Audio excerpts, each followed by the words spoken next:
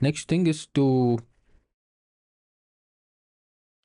install and verify. Okay, so this thing is already done.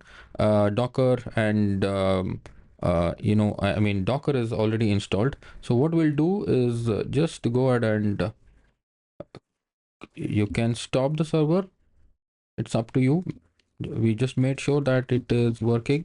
I will create another terminal. So here I'll just go inside this Django ClickMart and I'll say Docker version. This is just to verify if the Docker is installed or not. And also Docker Compose version also we will check. Okay, Docker Compose version. So these two things should be there. Okay, so once if you don't get any error here, you are ready to go to the next step. So what is the next step? We have to create the Docker file. So as I said in the beginning, we have to create the Docker file for backend and also for the front end. Okay, so you see we are creating the Docker file for front end also. First we'll go with the creating the Docker file for backend. So to create the Docker file, we have to go to the, let me close this .env, and we are creating the Docker file for this backend DRF. What we are doing here is we are trying to Dockerize the project in the local server. Okay, so we usually don't do this.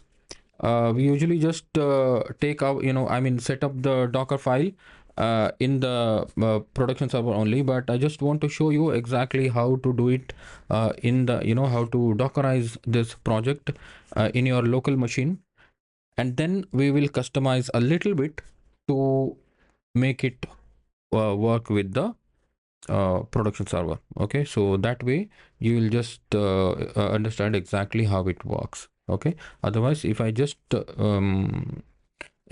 go, take this source code to production servers directly, there's a chance you'll get confused. Okay, so that's the reason we will we will just Dockerize this project in our local computer only. Okay, so for what we have done, we have actually set up this, set up the project in our local machine. Now we are going to Dockerize this project so that you don't have to run this, front end, back end database or anything, explicitly. You simply run the Docker and it will work. Okay, so it's like that. Once we are done with the Dockerizing the project in the local server, we will then set up the CI/CD pipeline, and then we'll go with the Linode server. Okay, so to see if everything works in a Docker, we are going to create this Docker file. So just right click on this backend DRF and create a new file and say Dockerfile. Okay, Dockerfile. There is no extension for this file. It's just Dockerfile. Okay, in the Dockerfile, what we are going to write? You see, this Dockerfile is a step-by-step instruction that that tells Docker how to build and run our application. Okay, so these, whatever we write inside this Docker file will be the instruction for the Docker to run our project inside the of the Docker. Okay, so what we want to write here, you see, create a new file, Docker file inside the backend DRF. We are done with this. What we'll do is we'll just copy this whole thing, just copy this and put it here. I'll explain one by one. Just paste it here. So all this code which is inside here are very simple. From Python 3.10 Slim. So Slim is actually the lighter version of the Python image. Okay, Python 3.1 3.10 is the image. Okay, so here we are using Slim image, which is the Python's lighter version of the image. Okay, which is enough for us to run the projects. And then we have this two flags one is Python unbuffered is equal to 1, which means it just shows the logs inside the terminal only. Okay, so it will just shows the logs directly in the terminal. So this is for this is for debugging purpose. Okay, and after that we have this Python don't write bytecode is equal to 1, which means it will stop the Python from creating .pyc file, which is unnecessary, unnecessary files. We don't want Python to create .pyc files. Okay, so these two flags we'll use.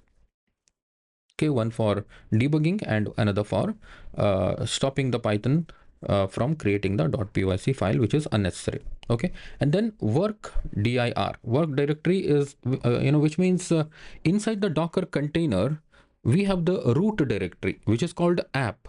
Okay, whatever source code that we are going to put when dockerizing our application will go inside this app directory. Okay, so this is kind of a root directory inside of the Docker.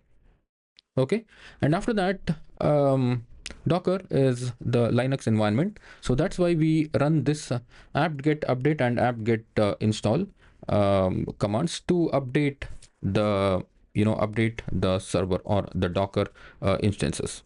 Okay, so and after that it will just run the cache, it will remove the cache files and all stuff. You can just use it like this. Okay, even if you don't understand Linux, this just you can just copy this and paste it in your system. And the first thing, okay, once you're done with updating your container, which is a fresh container, and then first thing that we are going to do is to add the requirements.txt file. Okay, so we will just copy this requirements.txt file from here, from the root, from this backend DRF, from here, and put it in the current directory. That's why it is dot. Okay, so this is the source path and this is the destination part. Copy requirements.txt and put it here in the same level as your app directory. Okay, and then we will install, we'll pip install the requirements.txt. It is very simple. Okay, after this we will say copy dot dot, which means copy all the source code from this source, which is this is the source. Okay, copy all of this code and put it in the current directory. Understanding, right? So that's why it is copy dot dot, copy source source files and put it in the destination, like that. And then we will use 8000 port. We'll have to expose the 8000 port, so that port we have, so that we can run our project. And we are we are also running this command gunicorn, and then clickmart main. Clickmart underscore main is the direct the main project name, you can see here, right? So inside of this we have wsgi. Okay, so this is what you have to write here. Okay, so it's up to you. If you're using some other project or to deploy, you have to change this name, clickmart underscore main. It should be your main project name where your settings.py is.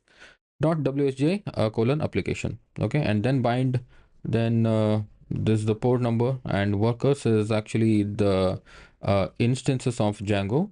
So we'll use the workers, 3 workers. So 3 workers means we'll be using 3 Django instances in parallel. Okay, and gunicorn is our production server, or you can say application server. Okay, application server, and this is your Django entry point, and then we bind it so that we allow the external traffic. Okay, and remaining things are tuning options like this, timeout and all. So this is very simple. Docker file. All right, so this is enough for you to Dockerize your application.